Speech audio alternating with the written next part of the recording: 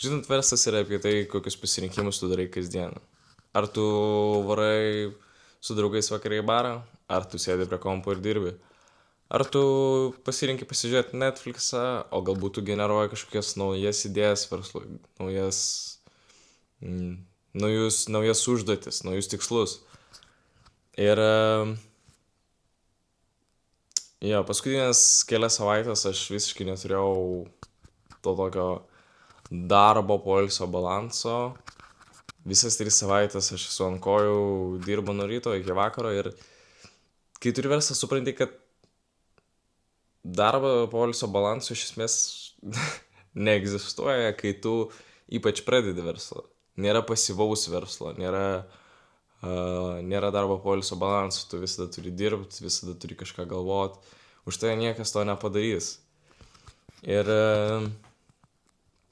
jo, vis tai yra pasirinkimas kasdien, ką tu darai, koks yra tavo prioritetas, ar tu varai išgert, ar tu varai pasižiūrėti Netflix, ar tu varai pažaisti kompiuterinius žaidimus, vis tai yra pasirinkimas. Ir tai, kad tu, tai aš padarysiu rytoj, tiesiog taip neveikia. Taip neveikia verslas, taip neveikia dalykai, kai tu nori pasiekti kažko daugiau ir būti kažkuo geresnis už kitus, uždirbti daugiau pinigų. Tai neveiks toks dalykas, kad tu padarysi rytoj. Tai galbūt ir padarysi rytoj, bet šiandien kažkas padarys tai už tave. Tai verslas yra tiesiog, ta prasme, pasirinkimų dalykas. Idėjos neužtenka suprast, kad tai reikia padaryti. Reikia tiesiog daryti iš tiesų, nes kitaip nebus. Ta prasme, aš nuoširdžiai tikėjau į, pavyzdžiui, dalyką, kad egzistuoja darbo poilsio balansas iki paskutinių poros mėnesių, kai tu tiesiog supranti, kad aš uždirbu daugiau, bet aš aukoju daugiau savo laiko. Ir žinai, irgi, jeigu tu nori turėti verslą, kiek tu pasiruošęs paaukot, kiek tu pasiruošęs atiduoti savęs iš tiesų, kad įgyvendint savo idėjas ar savo svajonės. Ir jie ne visi pasiruošę atiduoti tiek daug laiko, tiek daug savęs, galbūt kažkas nori pageiminti daugiau, galbūt kažkas nori Netflixą pažiūrėti daugiau. Ir čia tokius primityvius pavyzdžius naudoju, bet iš esmės, tikrai, ką tu renkiesi, kad tu būtum geresnis, kad tu turėtum daugiau gyvenime. Ir tikrai mano paskutinės savaitės buvo sunkios, ne tik fiziškai, kad aš visada kažkur varau, kažką darau, bet ir morališkai, kad tu tiesiog nežinai, kaip viskas bus, ar viskas bus gerai ar ne, kadangi aš turiu blizgų ir mano verslas yra paslaugų verslas, kur aš visada turiu būti vietoje, kad pristatyti paslaugą, aš visada matau kliento reakcijas, aš visada matau jo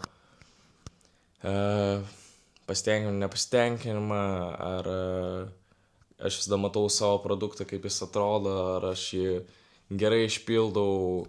Tai nėra, kad tu parduodi produktą ir jis visada vienodas bus, tai visada skirtingai atrodo tavo produktas. Ir buvo sudėtingas savaitės vien tik dėl to, kad buvo labai daug užsakymų ir daug dalykų naujų išmokau ir daug dalykų supratau apie save.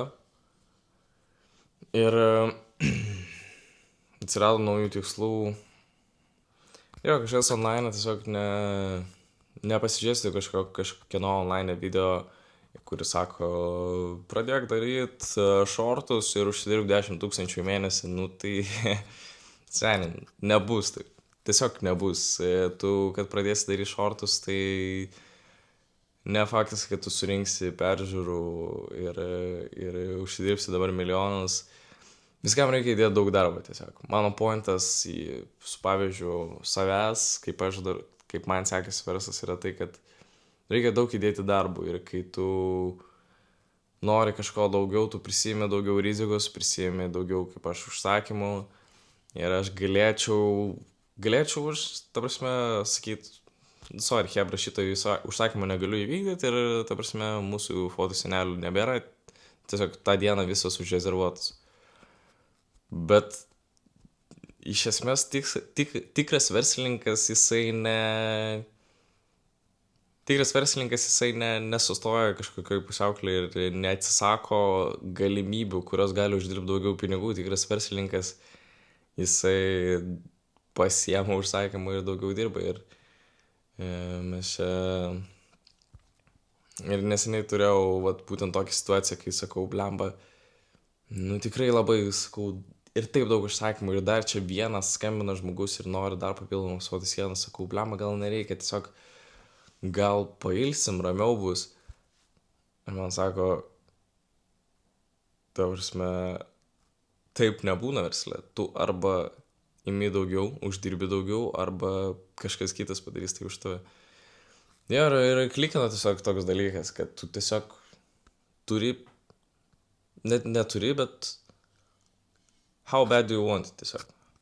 Man labai patinka šitas pasakymas how bad do you want it. Ir aš tuo momentu supratau, aš noriu to tiesiog. Aš noriu to daugiau negu praleisti laiką žiūrint Netflixą ar kažką kito veikiant. Aš to noriu daugiau negu pabūti su draugais. Ir vis tai yra tiesiog pasirinkimas, kuris priveda tave prie kažko daugiau. Daugiau negu kažkas kitas turi. Ir tuo sėkmingi žmonės skiriasi nuo paprastų žmonių. Nes jie neieško problemų, jie ieško sprendimų. Ir kuo tu daugiau turbūt sėkmingesnis tampi, galima sakyti taip, tuo tu labiau užimtesnis esi. Ir mano pointas dar prieš tai buvo tame, kad ne kiekvienas nori pasirinkti tai. Ne kiekvienas gali tiek spaudimo ištvert. Nes verslas yra spaudimas. Jo, galbūt jeigu tu ten darai YouTube'ą, tai nepriklauso nuo tavęs klientai. Nuo tavęs priklauso tik tai, ar tu padarysi gerą kontentą, ar tave žiūrės, ar tu būsi įdomus, bet nuo to nepriklauso kliento pasitenkinimas. O verslas yra visai kitas dalykas, kad tu tai daug kur kas daugiau. Tai sudėtingos savaitės, kažkaip, kai pats supranti, kad pats esi pardavėjas, rinkodaros specialistas ir taip pat vykdytojas paslaugos, tai galvoju, blet. Bet visą tai augina kažkaip ir...